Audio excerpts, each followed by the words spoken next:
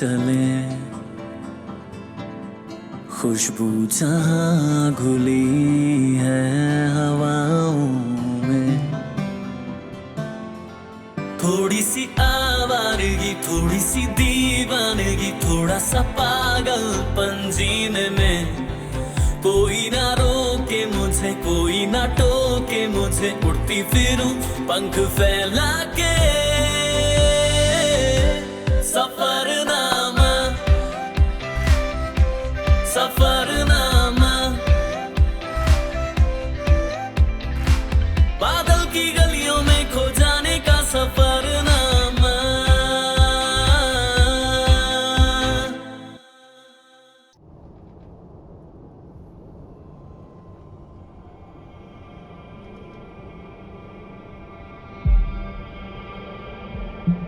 आसमान को चूमते ऊंचे पहाड़, बर्फ की सफेद चादर उड़े, दूर दूर तक फैली पर्वत श्रृंखलाएं, लहराती नदियां, पल खाते रास्ते, कोहरे में लिपटी वादियां। कुछ ऐसा है Arunachal Pradesh, the land of sunlit mountains, unexplored, untouched और एक्सक्विजिट ब्यूटी लिए अरुणाचल प्रदेश।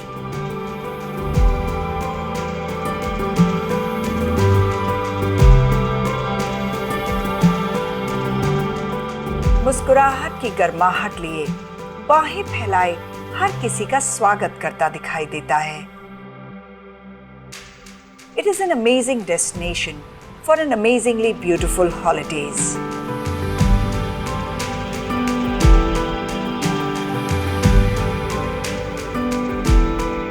सेवन सिस्टर्स में से सबसे बड़े राज्य अरुणाचल प्रदेश की कैपिटल सिटी है ईटानगर। अरुणाचल प्रदेश के साउथ में है आसाम और नागालैंड। अरुणाचल प्रदेश को ऑर्किड स्टेट ऑफ इंडिया या पैराडाइज ऑफ बोटैनिक्स भी कहा जाता है। यहाँ 500 से ज्यादा बर्ड स्पीसीज पाई जाती हैं।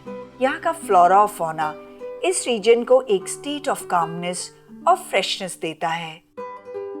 अरुणाचल प्रदेश को एक्सप्लोर करने के लिए मैंने अपना पहला डेस्टिनेशन चुना बॉमडिला, जो कि ईस्टर्न हिमालयन रेंजेस में बसा छोटा सा खूबसूरत टाउन है। बॉमडिला पहुंचने का एक ही जरिया है, जो है roadways. So I started my journey to Bomdila by car very early in the morning. लेकिन तब मैंने सोचा नहीं था कि my drive to Bomdila from Guwahati मुझे क्या क्या सरप्राइज देने वाली है। Arunachal rises abruptly from Assam's plain. Arunachal में एंटर करते ही अचानक एटमॉस्फेयर बदल गया और मुझे लगा जैसे मैं बादलों में आ गई हूँ।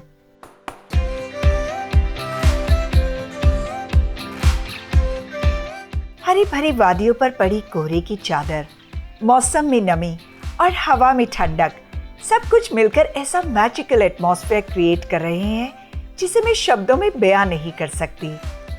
अपनी ड्राइव का मजा लेते हुए अचानक मुझे लगा कि अगर इस समय गरम गरम चाय का प्याला मिल जाए तो मजा आ जाए। और जैसे गॉड ने मेरी मन की आवाज सुन ही ली।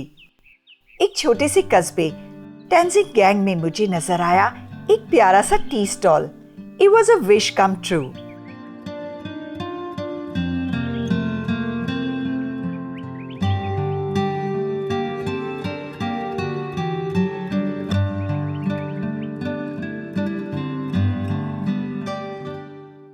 एक अच्छे से टी स्टॉप ओवर के बाद मैंने अपनी जर्नी दोबारा शुरू की।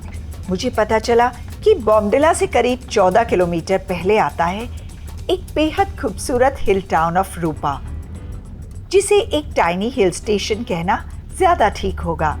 रूपा टैंगा रिवर बैंक पर बसा हुआ है। एन अर्ली मॉर्निंग और late afternoon ride around Rupa is simply breathtaking. मैं जल्दी से जल्दी रूपा पहुंचना चाहती हूँ, लेकिन रास्ते में इतनी सारी खूबसूरत नज़ारे मेरे कदमों को बार बार रोक लेते हैं।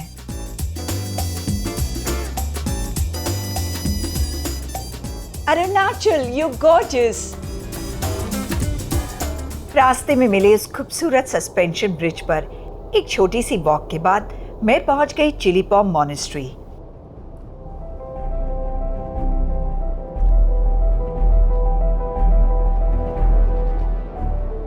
मॉनेस्ट्री के एंट्री गेट को देखकर मैं तो बिल्कुल मेस्मराइज रह गई। ऐसा लग रहा है जैसे बादलों के बीच गेट ऑफ हेवन हो। मैं चल रही थी और बादल मेरे साथ चल रहे थे और गेट के पार मॉनेस्ट्री वाकई हेवन की जैसी लग रही थी। चारों तरफ हिमालय से घिरी चिली पॉम मॉनेस्ट्री का एक्चुअल नेम सैंग नांग चोकर डार्गलिंग मॉनेस्ट्री है, जिसको इनॉग्रेट किया था हिज होलीनेस 14 दलाई लामा ने 13 अक्टूबर 1997 में। आप क्या कर रहे हैं? हम लोग को तो बुद्ध धर्म है यार। हाँ जी, बुद्ध धर्म। कितनी बार घुमाते हैं इसको? रात बोली दिन बोली। दिन भर रात भर घूमता है ये।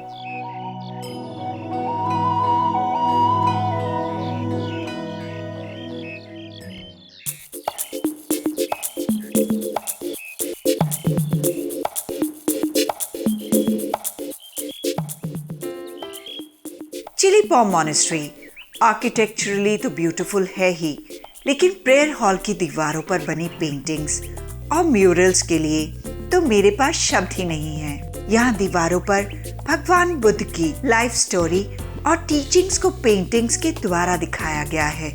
ये पेंटिंग्स इतनी कैप्टिवेटिंग हैं कि मैं बस इस आर्ट वर्क को देखते ही रह गई। अरुणाचल प्रदेश की रूपा वैली के हिल पे बनी हुई है ये सैंग नांग मॉनेस्ट्री, जो अपने आप में बेमिसाल है। ये इतनी खूबसूरत है कि मैं इसकी जितनी भी तारीफ करूं कम है। इसका आर्ट वर्क, इसके अंदर जो कलाकृति बनी हुई हैं वो बहुत सुंदर हैं।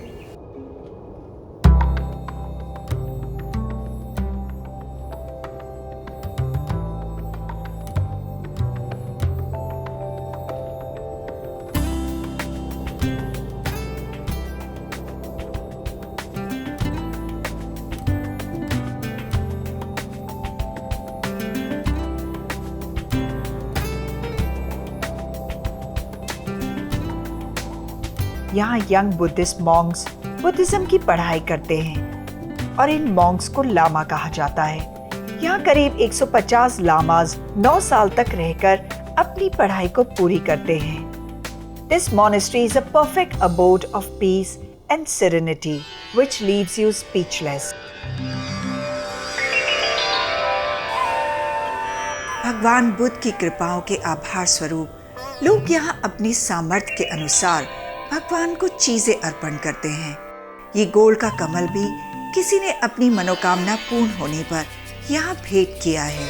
यूँ तो भगवान को हम क्या दे सकते हैं, लेकिन उन्हें कुछ भी अर्पण करना उनके उपकारों के प्रति अपना ग्रैटिट्यूड शो करना है।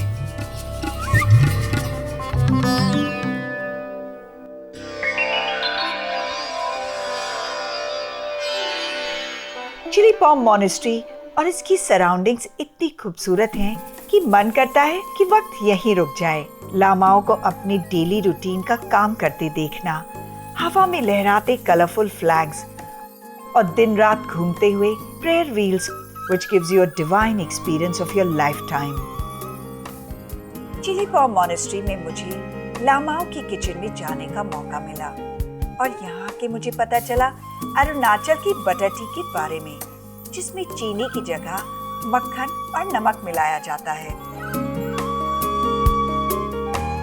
चाय कैसे बनाते हैं? चाय अभी जैसे आपका ये जो चीनी का चाय बनता है ना, दूध वो वगैरह बॉईल करते हैं, इसमें फिरता है ये जो है ना। हाँ जी। इसमें डाल के एकदम चाय को।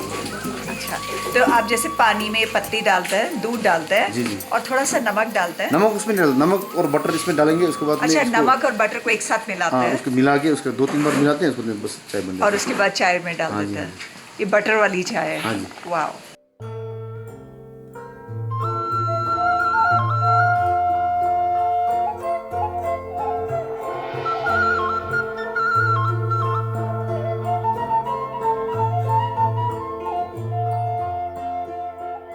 ये मॉनेस्ट्री की किचन है और यहाँ पर 160 मॉन्क्स का खाना बन रहा है। यहाँ पे लंच, डिनर, ब्रेकफास्ट सब बनाया जाता है। अभी इन्होंने ये चाय बनाई है जो मैं पी रही हूँ।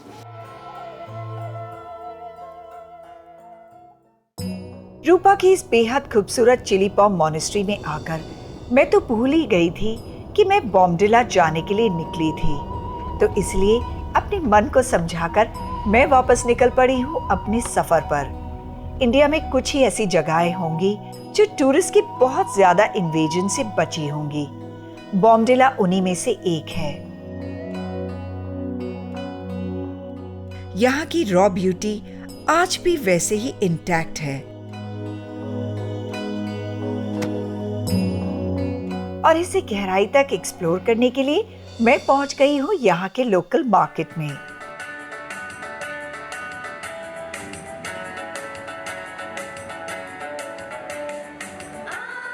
ये सफेद राजमा होता है। हमारा नाम क्या है? शिरिंग वांगचू। ये सब लोकल प्रोड्यूस है, बड़ा ही इंटरेस्टिंग है। लोकल मार्केट में लोकल प्रोड्यूस देखना, उन्हें खरीदना मुझे सबसे ज्यादा पसंद है। मेरी नजर पड़ी इस यूनिक से मार्केट में जिसे सिर्फ लेडीज चलाती हैं, जहाँ से मैं यहाँ के सब लोकल प्रोड्यूस खरीद सकती हूँ। फिर चाहे वो सब्जियाँ हो, यहाँ का अनाज हो, बर्तन हो, कपड़े हो या day to day household में इस्तेमाल होने वाली चीजें, यहाँ सभी कुछ मिल जाता है। ये मेरे लिए एक बड़ा ही यूनिक शॉपिंग एक्सपीरियंस था, तो कुछ शॉपिंग मैंने भी कर ली। यहाँ के लोग ज्यादातर खुश रहने वाले, मिलनसार होते हैं। मार्केट में घूमते हुए मेरी मुलाकात हुई कुछ ऐसे ही फ्रेंडली लोगों से और दो छोटे छोटे प्यारे दोस्तों से, जिनसे बात करके मुझे बहुत मजा आया। सुबह होते ही मैं निकल पड़ी दिरांग की ओर। दिरांग एक छोटा सा हिल स्टेशन है जो बहती हुई नदियों और खूब सारी हरियाली के साथ आपका स्वागत करता है। यहाँ के खूबसूरत लैंडस्केप और प्लीजिंग वेदर आपकी बॉडी और सोल दोनों को ही तरोताजा कर देते हैं। दिरांग पहुंचकर मैं सबसे पहले चल दी दिरांग फोर्ट।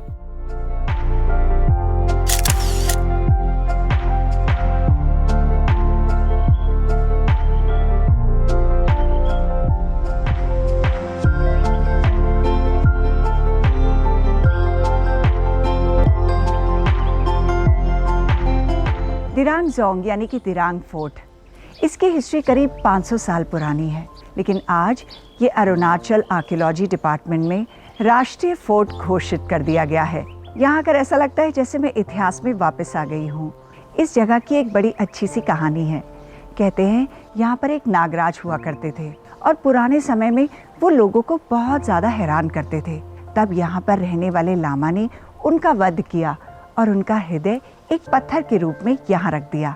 आज भी वो पत्थर यहाँ रखा हुआ है और लोकल्स यहाँ उसके दर्शन करते हैं। बुद्ध पूर्णिमा में यहाँ उसकी पूजा की जाती है।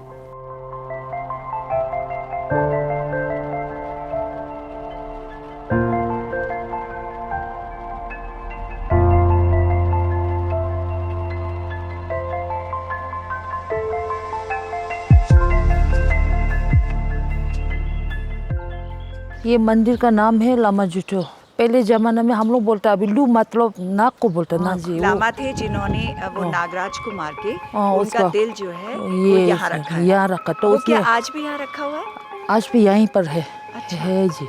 लेकिन ये कब देख सकते हैं हम? ये हम लोग ऐसे सुबह 4 बजे ऐसे पानी चढ़ाते हैं, जो 3-3 साल में चेंज होता है। अच्छा, 3-3 साल में यहाँ लामा चेंज होता है। तो सुबह 4 बजे जैसे पानी चढ़ाता है तो शाम को 3:30-4 में पानी उतर कर फिर धूप सूप जलाकर फिर चला जाता है। दिन में तो पूजा में जाता है लामा। आपका नाम? मेरा नाम सिद्धि है। सिद्धि। हाँ जी। ओके जी। Okay Siddhi, thank you.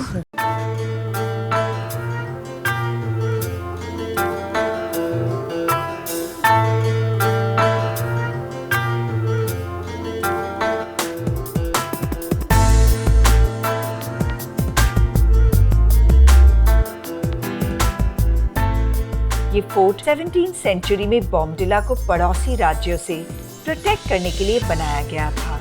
In fact Vietnam war के दौरान इस फोर्ट को जेल के रूप में और वर्ल्ड वॉर के समय इसे शेल्टर की तरह इस्तेमाल किया गया था। Dirang is one such location that helps you enjoy and rediscover yourself and be inspired. Dirang fort के एंट्रेंस वुडन गेट को लोकल आर्किटेक्चर डिजाइन से सजाया गया है। यहाँ फोर्ट में बने मोनपा स्टाइल घरों में आज भी मोनपा ट्राइब्स के लोग रहते हैं। इसमें से बहुत से घर करीब 500 साल पुराने होंगे।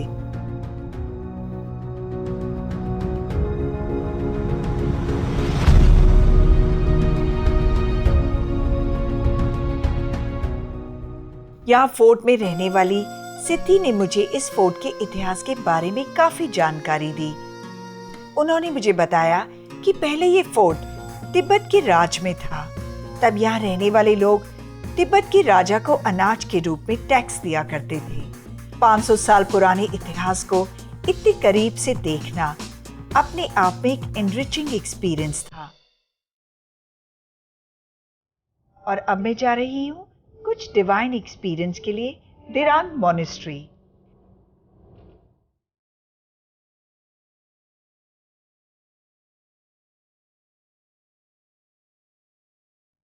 मॉनेस्ट्री में एंटर करते ही मेरे सामने है एक बेहद खूबसूरत स्टूपा, जिसे बहुत ही इंट्रिकेट डिजाइन से सजाया गया है। स्टूपा को देखकर ही मैं समझ गई कि मॉनेस्ट्री कितनी खूबसूरत होगी। मुझे पता चला है कि जिसकी भी विश यहाँ पूरी होती है वो धन्यवाद स्वरूप ये स्टूपा बनवाते हैं।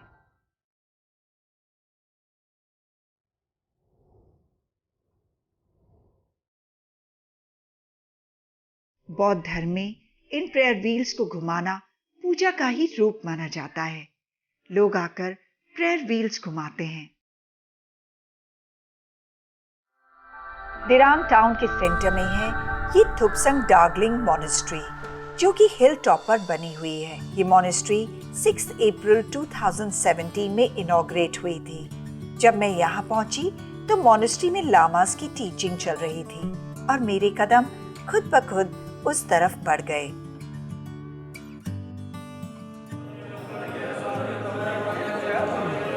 मॉनेस्ट्री के मेन हॉल में भगवान बुद्ध की बड़ी सी प्रतिमा, दीवारों पर चित्रित उनकी जीवन की कहानियां और गूंजते लामाओं के चांट्स ऐसा डिवाइन एटमॉस्फेयर क्रिएट कर रहे हैं जिसे मैं शब्दों में बयां नहीं कर सकती। इसे तो बस यहाँ आकर महसूस किया जा सकता है।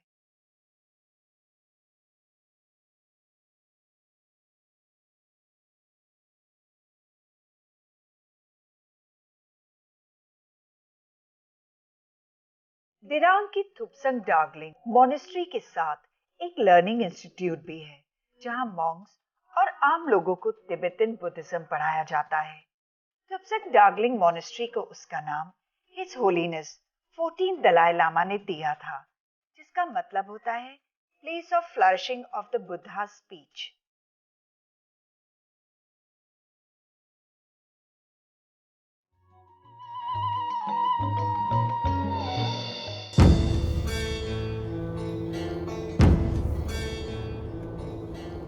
मॉनेस्ट्री से निकलकर मैं आपको लेकर चल रही हूँ एक बहुत ही खूबसूरत वैली की तरफ। संगती वैली दिरांग से करीब 15 किलोमीटर की दूरी पर है। ये हेवनली हिल स्टेशन पहाड़ों से घिरा है और यहाँ मौसम हमेशा सुहावना रहता है, लेकिन अभी ये दुनिया की नज़रों में पूरी तरह से नहीं आया है, इसलिए यहाँ बहुत कम टूरिस्ट आते हैं। तो अगर आप कुछ अच्छा समय अपने साथ गुजारना चाहते हैं तो संगती वैली से अच्छी जगह कोई हो ही नहीं सकती। Trust me, Santi Valley definitely helps you enjoy the nature, rediscover yourself and be inspired.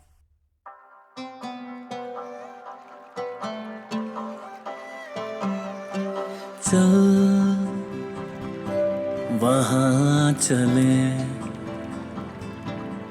खुशबू जहाँ घुली है हवाओं में,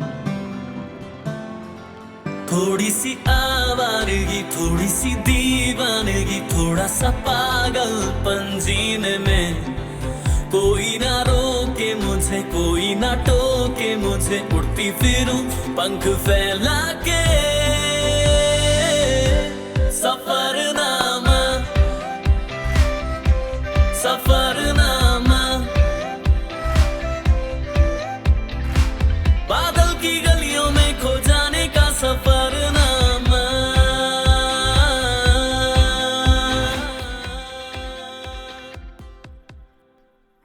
संगती वैली में मदर नेचर के साथ वक्त बिताकर मैं चलती हूँ दिरांग के 500 साल पुराने काल चक्र गोम्पा को देखने।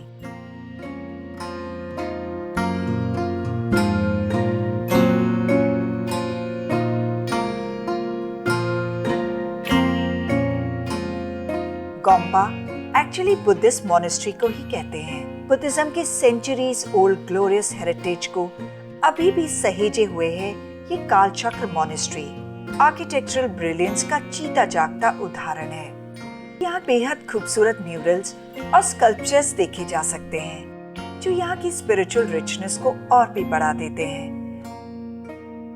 और यहाँ आकर मुझे पहली बार पता चला कि घूमते हुए इन प्रेयर व्हील्स पर क्या लिखा होता है।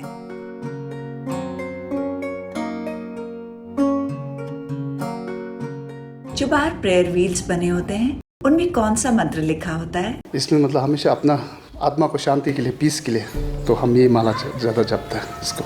और उसका मंत्र आप एक बारी प्रोनाउंस करके बताइए। ओम माने पे में हूँ। ओम माने पे में हूँ। ओम माने पे में हूँ। ओम माने पे में हूँ। और इससे मन को शांति मिलती है और हम भगवान को प्रेयर करते हैं इससे।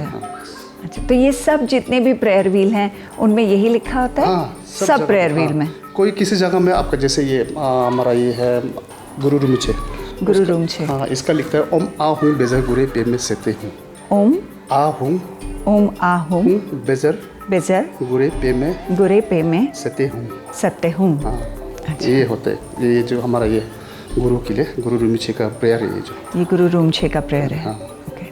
और भगवान बुद्ध के लिए ये ओम माने पे में हूँ। ओम माने पे में हूँ। हाँ। Okay, thank you.